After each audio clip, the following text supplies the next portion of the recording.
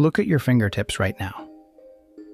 If you've been near water in the last few hours, a shower, a sink, a swim, you've seen it. The skin puckers into tiny ridges, a pattern of little valleys drawn across the pads of your fingers. An hour later, gone, like it was never there. You've watched this happen your whole life, and I bet you've never once asked the obvious question. Why? Why your fingertips and not your palm? Why your toes but not the tops of your feet? Why does your body bother and then undo it the moment you dry off?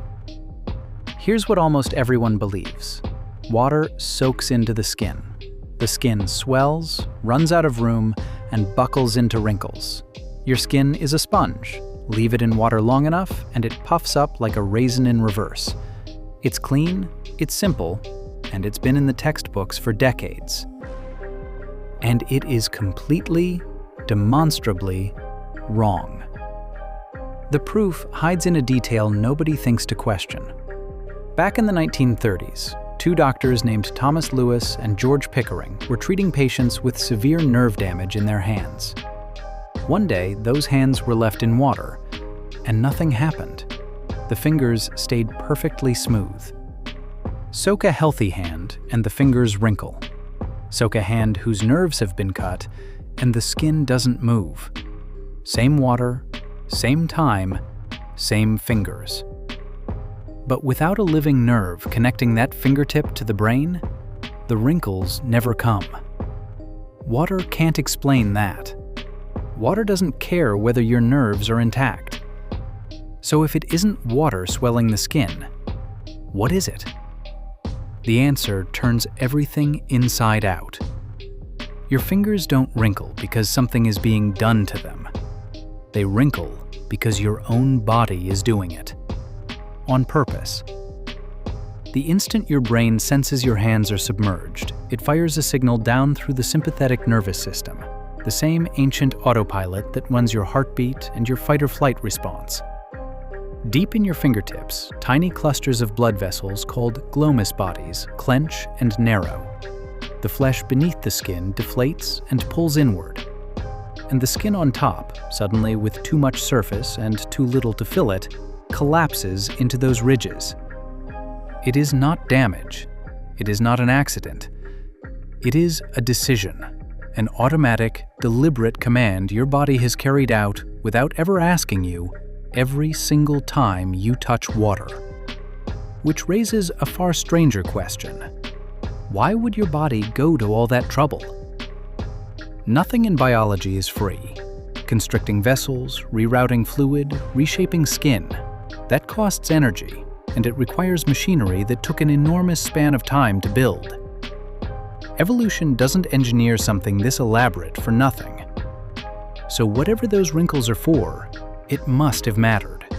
Enough to keep, generation after generation, for an unimaginably long time. A team of researchers at Newcastle University finally put it to the test in 2013. The experiment was almost absurdly simple. They dropped glass marbles and lead fishing weights into a tank of water and asked volunteers to fish them out, one by one, and pass them through a slot as fast as they could. First with dry hands, then with hands soaked until the fingers pruned. The wrinkled fingers won. Every meaningful time, volunteers moved the wet objects about 12% faster. 12% sounds trivial in a warm, dry room. But picture a world where wet food is the difference between eating and starving, and 12% becomes the line between a bloodline that continues and one that ends. And when the scientists studied the pattern of the ridges, they found something remarkable. The wrinkles don't form at random. They branch into a precise network of channels, and they look almost exactly like the tread on a car tire. A bald tire hydroplanes and slides. A treaded tire forces water out through its grooves so the rubber can bite the road. Your fingers do exactly the same thing. Press a wrinkled fingertip against something wet, and the channels drain the water away, letting the raised ridges grip. Smooth, wet fingertips slip. Wrinkled, wet fingertips hold.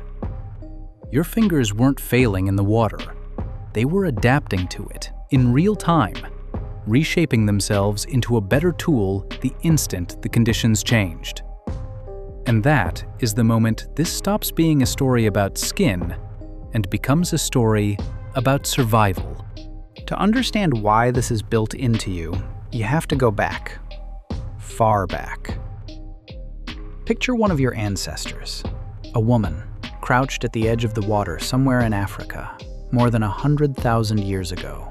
The shallows are cold, the stones slick and treacherous. Her fingers search the crevices for shellfish and the riverbed for roots, food that doesn't run, doesn't fight, and doesn't fail when the hunt on land comes back empty. But it's underwater, and it's slippery, and every shell she fumbles is a calorie lost, in a world where calories were the line between living and not.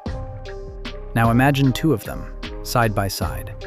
One whose hands stay smooth in the water, one whose hands quietly transform, ridges rising, gripping each wet shell a fraction more surely. Over a day, that's a few more muscles. Over a season, more food. Over a lifetime, healthier children. And those children inherit her hands. That is how evolution works.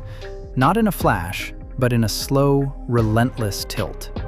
The tiniest edge repeated across thousands of generations until a faint advantage becomes standard equipment in every member of the species. In you. And here's the detail that seals it. The reflex isn't lazy. Fingers wrinkle faster and deeper in fresh water than in salt, and the rivers and rain pools our ancestors drank from were fresh. The body wasn't simply getting wet, it was reading the water and answering it.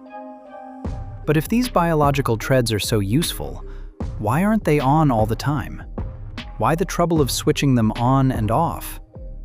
Because every adaptation is a trade-off. The moment your fingertips wrinkle, they lose tactile sensitivity. The skin stiffens slightly. Try to feel the faint texture of a tool or the vibration of a cracked branch with pruned fingers, and you'd be working half blind. So evolution didn't hand us a specialized tool. It handed us a dynamic one, smooth, exquisitely sensitive fingertips on dry land, and the power to flip a switch the instant the world floods, trading sensitivity for grip exactly when it counts. Not perfection, timing. Your body doesn't need to make you superhuman. It only needs to make you slightly better at the precise moment you need it. So let's return to where we started. Your hand, the bathtub, those harmless little ridges you've ignored your whole life. They are not nothing. They are a message. Every time your fingers wrinkle, your nervous system is running a survival program written before cities, before farming, before a single word of any human language was ever spoken. It is older than all of it, and it is still firing, still preparing your hands to grip a wet world that, for most of us, no longer exists. You are not malfunctioning in the bath, you are remembering. Look closer the next time those ridges appear. You are looking at a fossil that moves, a living echo of every hand that ever reached into the water and held on. Because the ones who held on survived. Your fingers wrinkle because you are descended from survivors. And some part of you, down in wiring you will never see, still believes the tide is coming in.